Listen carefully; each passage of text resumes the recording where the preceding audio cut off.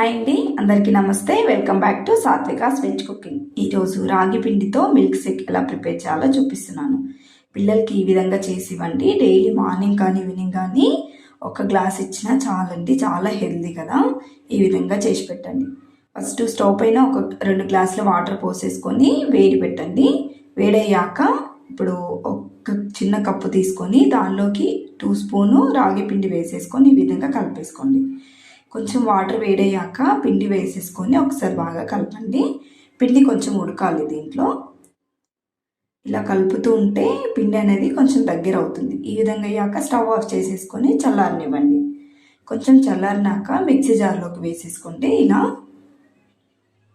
ఇలా మొత్తం వేసేసుకున్నాక దీంట్లోకి మనకి డ్రై ఫ్రూట్స్ కానీ ఏవైనా వేసేసుకోవచ్చు.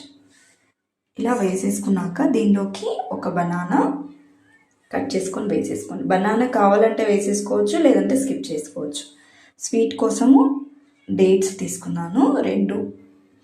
దీనిలోనే 4 కాజు, 4 బాదము, కొంచెం చాక్లెట్ వేసాను. దీంట్లో కొన్ని పాలు వేసేసుకొని మిక్సీకి పట్టేసుకోండి. ఇలా వేసేసుకున్నాక గ్లాస్లోకి సర్వ్ చేసేసుకోవడం. అంతే అండి.